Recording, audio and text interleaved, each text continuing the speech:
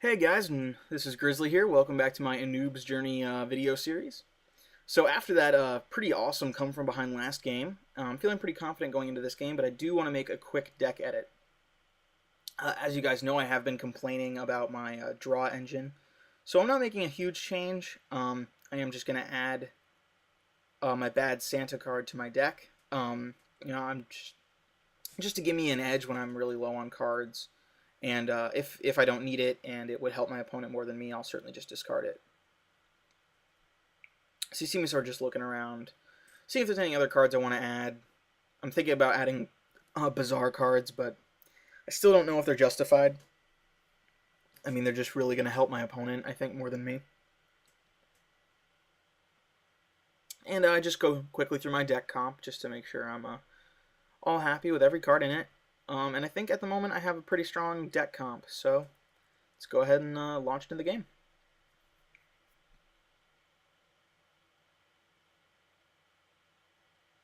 Okay, so you see my opponent is Nishaven, as I believe his ability. And at this point I was kind of saying, oh shit, because he is generally a very strong anti-ally card. Every time I've seen him, he's just excellent at clearing the field of hostile enemies. Usually a direct damage and hero buff card deck. So you see me get rid of my Here Be Monsters card. That's pretty usual sacrifice if I get that in my main hand, just because I don't think it's going to be useful. First of all, I can't even play it for 3 turns, and even after that, it's going to be more important that I play other cards. So I'm surprised to see him chuck down a Protector as his very first move. But, ultimately. So I throw down my Brutalis just real quick, and Protector, I'm figuring maybe he's got some other tricks up his sleeve, some way he's going to buff it, maybe. You see me with a decent collection of monsters. I have a Brutalis on the field, another one in my hand, and 2 Bad Wolf cards. Now, one thing you are going to see me do against this opponent is not play all of my monsters at one time, because every 5 turns he's going to nuke everything on the field. So you see me get rid of that Brutalist just because I really need to push those monsters out. This was a mistake attacking the Skullborn instead of the Nishaven. I mean, it was just 1 damage, so it's not going to make or break me. But I really should have gone for the hero at that point. There really was no benefit to doing that 1 damage to the Protector card. So he, at this point, has put out a Bazaar, which, after my woes of Draw Engine, is just fantastic. Because now I don't have to worry about it. So he kills my Bad Wolf, which I'm not too happy about. It is putting me behind and dealing him damage. At this point, I still assume that he's going to be playing mostly direct damage cards and hero buffing cards, so I do get rid of my Captured Prey. Now I have another turn where I can, and this time I make the right decision of just killing his Nishaven, because that Protector with 1 health is just not a threat to me. Wasting another turn attacking it just doesn't seem worth it. And next turn that he has, he'll be able to nuke everything on the field if he so chooses. So yeah, that Bazaar card out is really helping me quite a lot. You see them pretty often with direct damage mage decks, just because they're all about quick damage. And he does get a Poison Gas off on me. Now with 3 or 4 regeneration cards in my deck, I'm not too worried about that. Plus it's only 1 damage per turn. Now you see me get rid of my Now Your Mind card. Again, this was all on the assumption that he wasn't going to have many monsters. So I use my Full Moon, and this actually gives me an opportunity to deal some pretty good damage. I deal 7 damage in this turn, bringing him from 26 down to 19, or 18. So he must have been 25. I can do math good, I swear. Yay, I'm an English major. So at this point, I pretty much know what he's going to do. He's got 5 energy. I've got 2 monsters on the field. He's got 1 weakened Protector with no attack power. So it's not really it's not a Shyamalan twist what his next move is going to be. And there it is. He nukes all the allies on the field, which I expected, and as you can see, I still have 2 allies in my hand.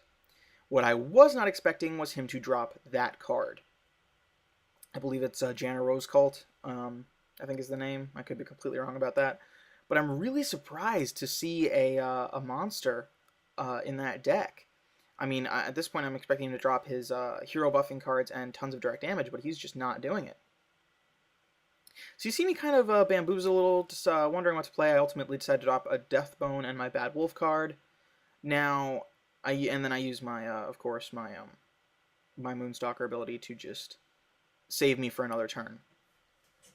because the last thing I want is that card doing any damage to my attack line. So I'm starting to wonder at this point, I mean, is this going to be a player who uses a hero card that should be used primarily for hero buffing and use it for allies? And at this point, it's looking likely. He drops a Kurt Windhelm out there. And he uses that card's special ability to enthrall my Bad Wolf. Now, that was actually not a decision I would have advised. Just because I can't kill him. I can't kill either of his monsters with my Bad Wolf. However, I can use my Deathbone. So you see me come across a regeneration card. Now, I could play that right now and get rid of the poison gas on me. But at this point, it's really important that I do more damage to him than I do to save damage for myself. So I use my Rabid Bite on his Kurt Windhelm, hoping he's going to strike at the Janna, but he ultimately doesn't. He does hit Nishaven, which was a little disappointing. So I have to sacrifice my Deathbone to kill Jasmine Rose Cult. However, they do both die from that. And his Kurt Windhelm is now paralyzed for the next turn. So I'm in a decent position for the next turn. I have my more powerful Bad Wolf out there ready to take out his Windhelm, or at least weaken it if need be. And I have 2 monsters in my hand, both of which are decently powerful. I have another Deathbone and a Wolven Tracker sitting in my hand ready to go. Not to mention a regeneration card and a Here Be Monsters card ready to play. So I'm kind of wondering how the game's going to go at this point. He's put up a very good fight. And then he drops the Wild Heart card. Ugh, man. Yeah, that's going to be a tough card for me to counter. I do draw 2 Now You're Mine cards, which are kind of useless at this point. I would have preferred a Captured Prey. But, you take what you can get, really. So she's going to be the tough one to deal with at this point, and I know that. But I do chuck my Deathbone and my Wolven Tracker out. And then I use my Moonstalker's special ability to save my monsters after taking a swipe at his Nishaven. And I am in an excellent position health-wise. I have him to less than half health, and my Moonstalker is still doing great, even though I do have that poison gas on me. So I use my Moonstalker's ability to save my monsters for another turn, which is exactly what I needed. And at this point, I know that I can take out the Wild Heart card by sacrificing my Deathbone, and then just attacking with one of my other monsters. And then he Supernovas me. This move really surprised me because it drops him into the critical health range. I think he's only got six or so health left. But of course, the smart part of that was that the only monster that survived was his Wild Heart card. And even though she's only got 1 health, she's still alive. And he drops that Priest of the Light, which I thankfully can take out with my Now You're Mine card immediately next turn. But he did. That was actually a very good strategic move to get rid of every monster but his most powerful one. So I quickly wipe out the Now You're Mine Priest, chuck my Keldor down on the field, and followed by my Pack Wolf. So at this point, things aren't looking good for that Wild Heart card because no matter who she kills, I'll be able to strike at him next turn. And at the turn after this one, he will have enough energy for his Nova if he decides to use it again. Which, is, that, like I said, that's a very powerful suppression ability. Now, that I was not counting on. He does use his Fireball to take out my Keldor, leaving only his Wild Heart and my Pack Wolf alone together. And, of course, she's more than powerful enough to take care of him. And he drops that the axe-wielding ally as well, just further solidifying his stance at the moment. So this is where the game really starts to get intense because we're both kind of scrambling to see who's going to come out on top. I draw 2 excellent cards. I drew both my Captured Prey and Rabid Bite cards, which are just so valuable. I do use it on the Wild Heart, and I do get very unlucky. She decides to attack Nishaven. I know that brings him down to almost no health. The problem is that with his 2 monsters on the field, I'm in a pretty sorry state. So I do use Here Be Monsters just to see what I can get. I do get Ogolf. I'm considering taking him out of the deck. I've never had him be useful. I feel like he's only going to be useful in situations where I really don't need him anyway, and he's just kind of getting in the way of other cards that I might need to draw at the time. But at any rate, my Rabid Bite card did neutralize his Wild Heart, however, he does play Portal, which means that he can now straight up attack me with anything he wants, including his Earthen Protector. Now, I am still at a pretty comfortable health position of 12 now after this attack is Zoe Silversmith attacking. So I'm still in a decent position, and I do draw 2 captured prey cards, which is just exactly what I need. And I ultimately decided to get rid of Full Moon. It's an incredibly risky decision, considering that can neutralize all damage against me for 1 turn. But I do need to get rid of his monsters, and I need the summoning power, or the resource power, to play all the cards that I need. So you see me chuck down 2 captured preys, 1 on his Wild Heart and 1 on his Zoe Silversmith. I do have enough energy to use my Moonstalker ability, but that would be a waste at this point.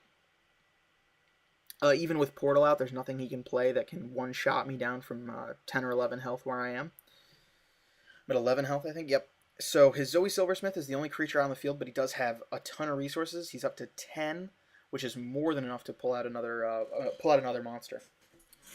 And he does play Erica Shadowhunter, and that is really unfortunate for me. However, him playing his Bad Santa was actually a big help. He does have 3 monsters on the field now that can attack me. This is going to bring me dangerously low to death.